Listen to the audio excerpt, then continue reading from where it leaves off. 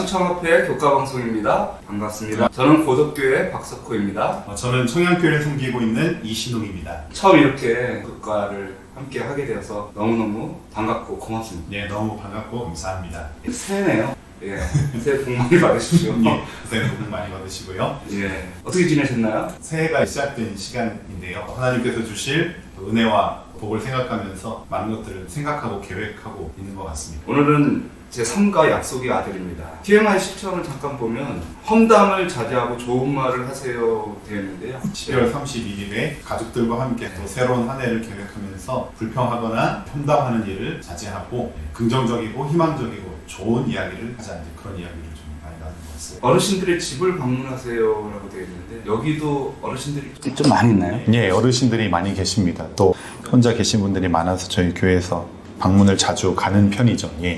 그리고 이웃이나 직장 동료의 생일을 기억해서 축하해 주세요 돼 있는데 요즘에 생일 같은 거 챙기십니까? 생일 챙겨야죠. 가족들 생일 챙기는 건 이제 기본이고 요즘은 카카오톡이나 어떤 메신저들이 있기 때문에 또 축하해주는 게 가능해서 좋은 것 같습니다. 기억자를 읽겠습니다. 이 모든 날 마지막에는 아들을 통하여 우리에게 말씀하셨으니 이는 이 아들을 만유의 상속자로 세우시고 또 그로 말미암아 모든 세계를 지으셨느니라. 이는 하나님의 영광의 강체시요 그 본체의 형상이시라. 히브리서 1장 2절 3절. 자, 오늘 어떤 내용인가요? 약속된 아들. 성경은 하나님께서 그분 자신을 드러내시고 나타내심에 있어서 그 아들을 통해서 하나님을 소개하고 있죠. 하나님께서 그 아들을 통해서 하나님이 어떤 분이신지를 우리에게 계시하시고 나타내실 뿐 아니라 사람의 죄의 문제, 또 우리 인생의 문제를 아들을 통해서 해결하신다. 이 교과의 오늘 첫 부분에도 아들에 관한 약속과 그 성취에 대해서 이야기하고 있습니다. 아담과 하와가 죄를 짓고 하나님과의 관계에서 떨어져 죄의 존재가 되었을 때 그들을 구원하시고 하나님과의 온전한 관계를 회복시키기 위해서 여자의 후손 아들을 보내실 것을 약속하셨죠. 아담과 하와는 이 말씀을 믿고 기다렸다고 했습니다. 하지만 이 약속의 성취가 지체되었죠. 아브라함에게도 다윗에게도 하나님께서 후손을 통해서 인류를 구원하실 것이라는 약속을 계속해서 주셨는데요. 놀랍게도 아담과 하와 또 아브라함, 다윗에게 약속하신 그들을 구원할 후손, 이 아들이 바로 예수 그리스도 하나님 그분이셨던 것이죠. 아담과 하와가 가인을 낳았을 때도 그 약속의 아들이라고 생각하고 약간 기대를 했었죠. 그렇죠. 예. 그리고 아브라함도 아브라함 이삭을 낳고 약속의 후손인가 생각을 했었는데 결국은 하나님께서 직접 내려오셨다라는 얘기는. 예, 맞습니다. 여기 보시면은 히브리서 1장 1절이 이렇게 시작하는데요. 옛적의 선지자들로 여러 부분과 여러 모양으로 우리 조상들에게 말씀하신 그 하나님이 주어가 아주 굉장히 길게 설명되어 있네요. 그러나 실제적인 주어는 여기 하나님이시죠. 옛적의 선지자들로 여러 부분과 여러 모양으로 우리 조상들에게 말씀하신 하나님은 예전에는 선지자들을 통해서 말씀하셨는데 이제는 아들을 통해서 하나님의 뜻을 온전히 보여주신다. 영어 성경으로 보면 조금 더 의미가 정확한가요? 영어는 처음부터 God, 영어는 주어가 나오고 뒤에서 수식을 해주잖아요. 그래서 God이라고 나오는데 이 내용을 보면 하나님으로 시작되지만 아들이라는 얘기가 나오자마자 이 나머지 내용은 다 아들에 관한 내용에 포커스가 맞춰집니다. 아들을 통해서 그 아들 안에서 모든 구속 사업을 이루시고 우리의 죄의 문제를 해결하여 주시는 하나님의 뜻과 계획이 여기 나타나 있는 것이죠. 그럼 일월소지 한번 볼까요? 예. 일월소지에서는 민수기 24장 14절부터 19절, 이사야 2장 2절에서 3절을 제시하고 있습니다. 여기에 후일에라고 되어 있는데 여기 보면 후일에 성경은 미래를 나타내는 표현들이 자주 등장하죠. 마지막 때, 끝날에, 말일에, 후일에, 다니엘서에도 정한 때의 끝이라는 표현이 나오기도 합니다. 민수기 24장 14절부터 19절 보시면 후일에, 즉 미래에 하나님께서 정하신 어떤 때에 하나님께서 야곱과 이스라엘, 즉 하나님의 백성들을 통하여 한 별, 곧 메시아를 세우시고 이방 나라를 메시아를 통해서 쳐서 파하고 멸하실 것을 약속하시죠. 그런데 그것이 바로 예수 그리스도를 통하여 메시아가 이 땅에 오셔서 그 약속을 이루시는 모습이, 그래서 예수 그리스도를 통하여 온 세상에 통치권이 회복되는 메시아의 구원과 통치에 대해서 약속하고 있습니다. 그러면 이사야서 2장 2절에서 3절을 보시면 말일에 마지막 때에 하나님께서 당신의 율법을 회복하실 것이며 그 율법의 말씀을 따르는 백성들이 모이게 될 것이라고 예언을 했는데 이것은 어떤 의미입니까? 예, 이 구약 성경의 예언들은 하나님께서 우리를 위해서 이루실 구원을 성취하기 위해서 아들을 보내실 것인데요. 예. 이 아들이 와서 이 원수 마귀를 물리치고 예. 그분의 말씀, 복음을 증거하셔서 모든 나라와 백성을 하나님께로 이끄는 일을 하실 것이다 라고 약속을 하고 있습니다.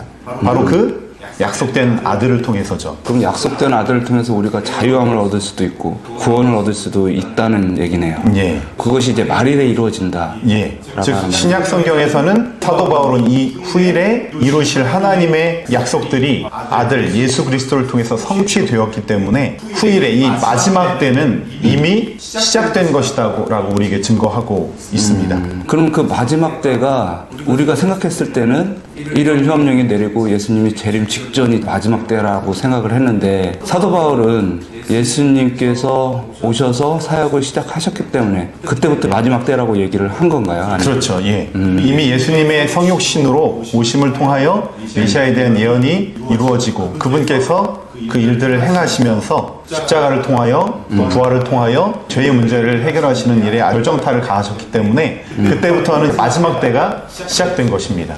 예수님의 십자가와 부활을 통해서 마지막 때가 시작된 것이고 오늘 우리는 그 인생을 사는 각자가 다 마지막 때를 기다리고 맞이하고 있는 것이죠. 그럼 우리가 마지막 때라고 해서 재림의 징조만 생각하면 예수님 다 왔구나, 예수님 이제 곧 오시겠구나 이렇게 생각하는 신앙과 사도 바울처럼 하나님의 약속이 이루어지는 것을 보면서 마지막 때를 맞는 거는 좀 다르겠네요. 예. 언젠가 이루어질 거야가 아니라 사실 이미 이루어졌고 또 마지막까지 이루실 그 일들을 우리가 참여하고 있는 것이죠. 그러면은 마지막 때라고 해서 두려워할 것이 없네요. 그렇죠. 하나님의 약속이 이루어져 가는 과정이기 때문에 이미 예수님께서 약속된 아들이 오셔서 승리하셨고 이제 완전한 우리를 하늘로 데려가시기 전까지의 과정이 좀 남아있긴 하지만 그 일들도 완전히 승리하신 것처럼 끝까지 이루실 것이기 때문에 오늘 우리는 징조를 바라보는 것이 아니라 예수님 약속된 아들을 바라봐야 하는 것이죠. 월요일 수지를 잠깐 본데요. 히브리서 1장 1절에서 4절을 옛적의 선지자들로 여러 부분과 여러 모양으로 우리 조상들에게 말씀하신 하나님이 이 모든 날 마지막에 아들로 우리에게 말씀하셨으니 이 아들을 만유의 후사로 세우시고 또 저로 말미암아 모든 세계를 지으셨느니라. 이는 하나님의 광채시요 그 본체의 형상이시라. 그 능력의 말씀으로 만물을 붙드시며 죄를 정결케 하시고 높은 곳에 계시는 위엄의 우편에 앉으셨느니라. 하나님께서 약속대로 그 아들 예수님을 이 땅에 보내시고 하나님의 백성들 앞에서 다시 이제 말씀을 하시는 것이죠. 그런데 예수님을 통해서 주시는 하나님의 계시가 이전에 선지자들에게 통해서 주셨던 계시보다 더 우월했다고 교과가 설명하고 있습니다. 왜일까요? 바로 하늘과 땅을 창조하신 이 온 우주 만물을 다스리시는 하나님이 그분이 직접 오셔서는 하나님께서 구약을 통해서 말씀하신 그분 자신에 대한 이야기를 그 하나님의 품성과 모습을 실제로 사람들의 눈앞에서 보여주시는 것이죠. 사실 우리가 눈으로 보지 못하면 믿지 못하는 게 인간이기 때문에 하나님께서 예수님으로 오셔서 보여주신 거고. 요한복음 14장에 보시면 하나님 아버지를 좀 보여달라는 빌립의 요청에 예수님은 빌립아 내가 이렇게 오래 너희와 함께 있었고 그런데 너는 나를 알지 못하느냐 나를 본 자는 아버지를 보았거늘 어찌하여 아버지를 보이라 하느냐라고 말씀하신 것이 바로 예수님이 하늘 아버지의 품성과 그 모습 그분의 뜻을 가지고 이 땅에 너희와 함께 하고 너희에게 보여주기 위해서 나타내기 위해서 내가 온 것이다 라고 하는 것을 표현하신 것이죠. 예. 제자들은 예수님을 봤지만 히브리서를 읽던 사람들은 예수님을 보지를 못했지 않습니까? 예. 그래서 바울은 예수님의 모습을 보여주기 위해서 히브리서를 보여주고 그렇죠. 예. 히브리서의 그 독자들은 예수님을 직접 눈으로 뵙는 그것은 경험하지 못했지만 사도들을 통하여 전해진 복음과 또 그 복음이 마음 가운데 들어왔을 때 사람들의 삶이 변화되고 또 일과에서 배우신 것처럼 막 기적과 표적과 기사들이 일어나고 그런 일들을 통하여 하나님의 모습을 더 깊이 그들이 깨닫게 된 것이죠. 화요소지로 넘어가겠습니다. 이는 하나님의 영광의 강체시요.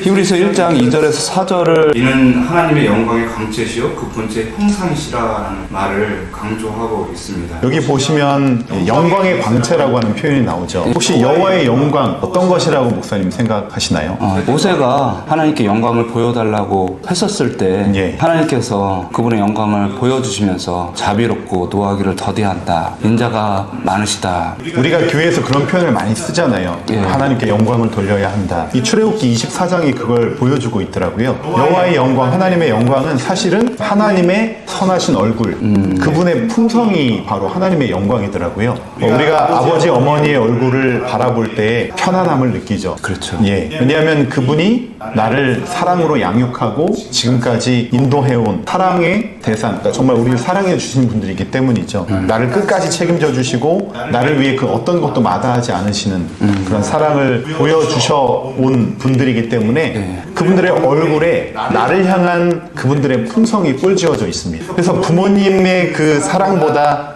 더 큰 사랑, 정말 하나님의 사랑, 그분의 품성을 성경은 하나님의 영광이라고 이렇게 표현하고 있는 것이죠. 하나님의 영광은 그분 자체, 즉 하나님의 자아희생적인 사랑이라고 볼 수 있습니다. 그럼 예수님을 우리가 바라보면은 하나님의 사랑을 더 깊게 알 수 있다라는 그런 말씀인가요? 그렇죠. 예수님의 말씀과 그분이 하시는 삶의 모습을 우리가 명상하고 바라볼 때 하나님이 어떤 분이신지를 우리가 분명히 알게 되고 그 안에서 사랑을 경험하게 되는 것이죠. 사실은 기독교 말고 다른 많은 종교도 있지만 신이 인간을 위해서 죽었다라는 종교는 한 번도 본 적이 없는 것 같습니다. 그렇죠. 예. 물론 불교에서 자비를 이야기하지만 그 자비가 신이 인간을 대신해서 죽었다라는 자비는 아닌 것 같습니다. 예. 무아의 희생, 전적인 희생을 나타내주는 분은 예수님밖에 없는 것 같습니다. 예. 또 한편으로 아이들이 예. 아빠, 엄마 하나님이 어디 있어요? 라고 이렇게 질문하잖아요. 하나님 어떻게 생겼어요? 하나님은 어떤 분이세요? 라고 물을 때 우리가 하나님 이런 분이야 이런 분이야 이야기하지만 사실은 아이들에게 가장 하나님이 어떤 분이신지 대답할 수 있는 증거는 예수님입니다. 예. 예수님께서 이런 말씀을 하셨고 예수님께서 보여주신 그 십자가의 사랑은 바로 하나님이 이런 분이시라는 것을 증거하기 위해서 예수님께서 오셔서 다 보여주신 거야 이렇게 설명하면 아이들이 금방 깨달을 수 있을 것 같습니다. 그러네요. 그럼 아주 어린 아이부터 해서 대학을 안 나왔더라도 우리가 머리가 조금 나쁘더라도 근데 그게 정말 신기한 거는 아무리 대학을 나오고 박사학위가 몇 개라고 할지라도 성경을 예수님의 사랑과 그 은혜를 체험하지 못하면 결코 이해할 수 없다라고 이제 생각을 맞습니다. 네. 합니다. 제가 예전에 읽은 책 중에 각설이 예수라고 하는 책이 있는데요. 이천우라고 하는 목사님이 쓰신 책인데요. 이분이 어렸을 때 부모님을 잃고 고아가 됐습니다. 고아로서 인생을 살아가려면 너무 어렵잖아요. 그래서 거지가 될 수밖에 없었던 것이죠. 근데 그런 과정에서 폭력배들에게 붙들려서 소매치기 소굴에 들어가게 되고 거기서 일명 소매치기 학습을 받아서 꾼으로 이제 키워지는 일을 하게 되죠. 그동안 훈련을 받고 이제 서울역에서 처음으로 소매치기 일을 시작하게 된 그날이었습니다. 뒤에서는 감시자들과 소매치기 하는 분들이 등을 떠밀어서 가서 빨리 일을 해오라고 감시하고 있고 이분은 가서 어떤 아줌마의 가방을 칼로 긋고 팔려고 하는데 어릴 때 교회에서 목사님이 해주셨던 말씀이 기억났습니다. 하나님 믿는 사람들은 남의 것을 도적질하면 안 됩니다. 그 생각이 갑자기 들어서 그 순간 그 일을 할 수가 없게 된 것이죠. 그런 일 때문에 폭력배들이 다시 붙들려서 두들겨 맞고 저 높은 곳에서 이렇게 아래쪽으로 던져 쓰레기 야적장 같은 곳 있지 않습니까? 막 유리 막 있고 그런 곳에 던져서 사람을 거의 사형 집행하는 그런 일들을 했는데 이렇게 던져져 가지고 의식을 잃고 쓰러져 있다가 밤중에 일어나게 돼서 간신히 기어가지고 거의 청량리역까지 그렇게 기어온 것이죠. 그렇게 쓰러져 거의 죽을 때 그 아침 새벽 동틀 때 한 사람이 자신을 깨우고 들어 뒤에 업어서 어디론가를 데려갔습니다. 그런데 눈을 떠보니까 한 사람이 자신의 몸에 박힌 유리 파편을 떼주면서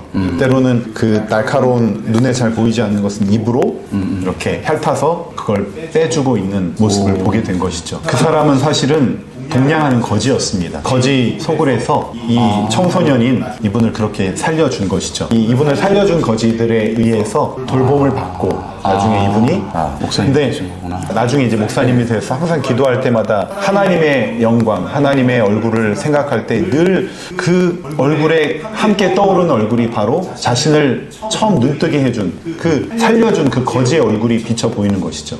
네. 그러니까 우리가 사실은 하나님께서 오늘 우리를 주님의 자녀로 부르신 이유가 오늘 나 한 사람을 통해서 살릴, 나를 떠오르면 하나님 생각하게 될 그런 사람으로 우리를 부르셨다는 사실을 이 책을 통해서 읽으면서 굉장히 감동을 받은 적이 있습니다.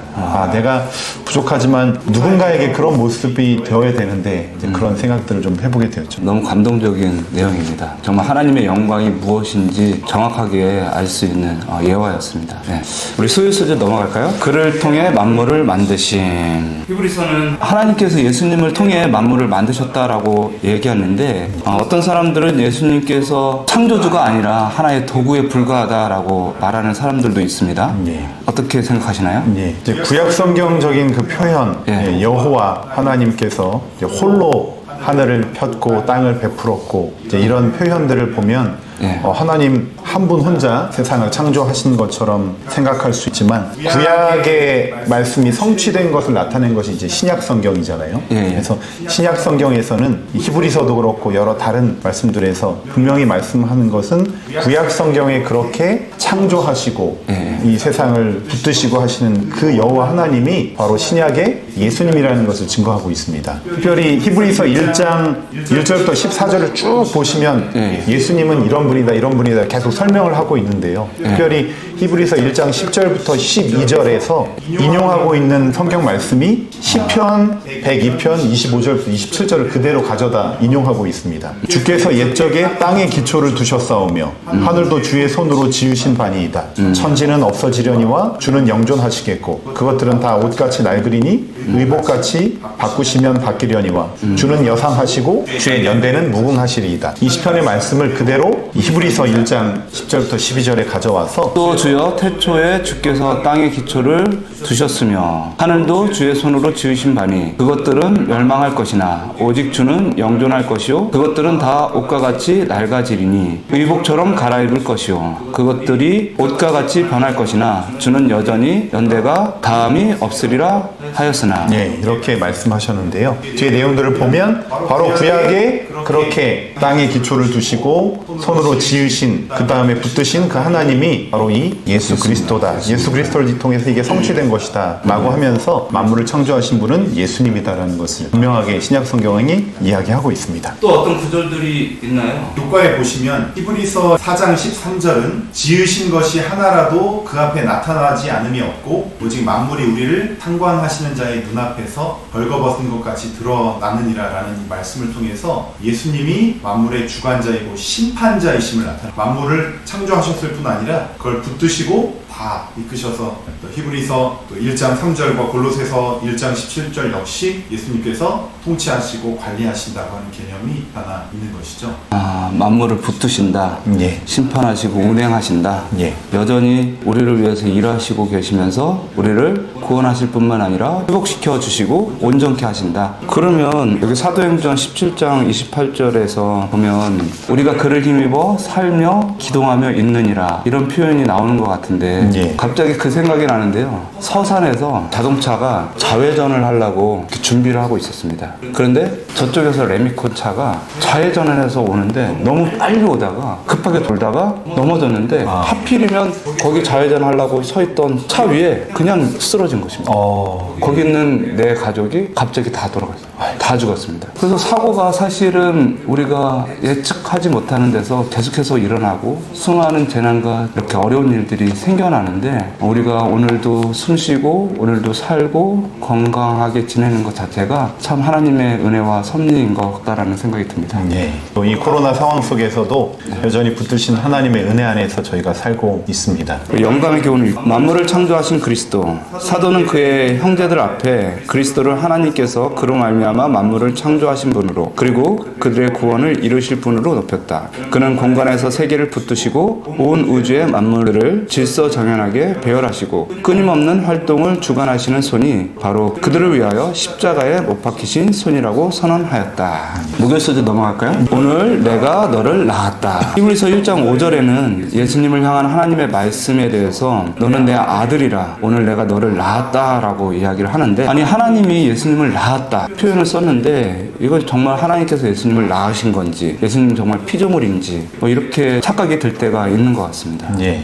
액면 그대로 보면 하나님이 예수님을 낳았으니까 예수님은 하나님에 의하여 창조된 것이 아니냐라고 이렇게 생각할 수 있지만 이 내용은 그런 의미를 말하려는 것이 아니라 하나님에 의하여 예수님이 다윗의 후손으로 메시아로서 이 땅에 오셔서 통치자요 또 그 문제 해결자로서 임명받으셨다고 하는 의미입니다. 사단으로부터 시작된 이 우주와 이 땅의 죄의 문제를 완전히 해결하기 위하여 구원의 계획에 있어서 예수님께서 맡으신 그 역할을 임명받았다고 하는 의미에서 오늘날 내가 너를 낳았다라고 이렇게 표현하신 것이죠. 교훈에 보면 하나님께서 예수님을 낳았다라는 것은 예수님의 존재의 시작을 가리키는 것이 아니라 구원의 계획에 있어서 예수님의 역할을 나타내는 것이다라고 예, 이렇게 맞습니다. 표현한 것이군요. 히브리서 7장 3절에 보시면 예수 그리스도는 이 아비도 없고 어미도 없고 족보도 없고 시작한 날도 없고 생명의 끝도 없는 하나님의 아들이라고 표현하고 있습니다. 우리는 뭐 아들 하면 아버지가 씨를 주셔서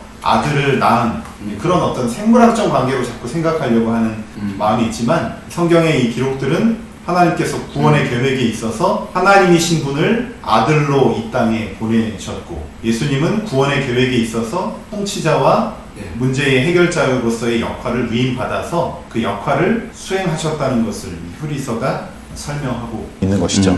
그럼 온 우주의 통치자가 되시면서 우리의 구원자 되시는 예수님의 능력이 우리의 삶에 어떤 변화를 일으킬 수 있을까요? 아무래도 새해를 맞이하시면서 새로운 마음의 결심과 영적인 다짐들을 아마 하셨을 것 같은데요. 그래서 12월 31일과 1월 1일의 차이는 그냥 24시간이라는 시간 개념으로 보면 의미는 없을 수 있습니다. 그런데 거기에 우리가 의미를 부여하는 것은 새로운 해가 시작되었고 새로운 시작이 되었다라고 하는 그런 의미를 우리가 부여함으로써 우리가 달라지는 것처럼 매일의 생활도 일상생활이 늘 똑같은 것 같지만 예수님이 지금 나와 함께 하시고 우리와 함께 하신다는 생각을 잊어버리지 않는다면 예수님께서 우리의 삶을 변화시키시고 인도하실 거라고 저는 믿습니다. 그럼 어떻게 보면 예수님께서 지금 마음으로 일하시고 계시기 때문에 우리가 지금 또 새해를 맞지 않았나 그런 생각이 돼요. 예.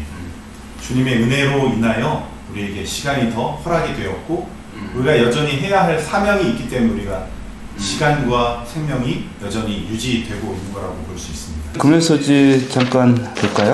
거룩하신 하나님의 아들로서 예수님께서는 우리에게 아버지를 보여주셨다. 당신의 행동들과 말씀들을 통해 아버지께서 정말로 어떤 분이시며 우리가 왜 그분을 신뢰하고 순종할 수 있는지를 알려주셨습니다. 예수님께서는 그를 통해 원수를 물리치시고 세상을 통치하시겠다고 약속하셨던 하나님의 말씀대로 다윗, 아브라함 그리고 아담의 약속된 아들로서 이 땅에 오셨다. 예수님께서는 모든 인류의 조상이었던 아담의 자리를 취하기 위해 오셨으며 그것을 통해 하나님께서 인류를 위해 갖고 계셨던 본래의 계획들을 성취하셨습니다. 교과가 계속해서 강조하는 것처럼 누구를 통해서요? 예수님. 약속된 아들 예수 그리스도를 통해서 그것을 이루셨고 지금도 우리와 함께 하신다고 하는 말씀을 주시는 것 같습니다. 예수님께서 우리를 위해서 여전히 일하시고 왕으로 계시고 그러나 또 우리처럼 인간이 되셔서 우리를 잘 이해하시기 때문에 우리가 좀 힘들고 어려운 삶일지라도 예수님을 바라보고 또 예수님을 생각한다면 큰 힘을 얻을 수 있을 것 같습니다.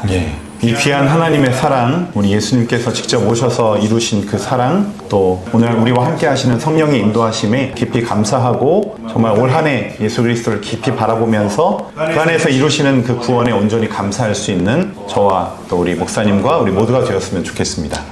감사합니다. 감사합니다. 묵상하심으로 효과를 마치겠습니다.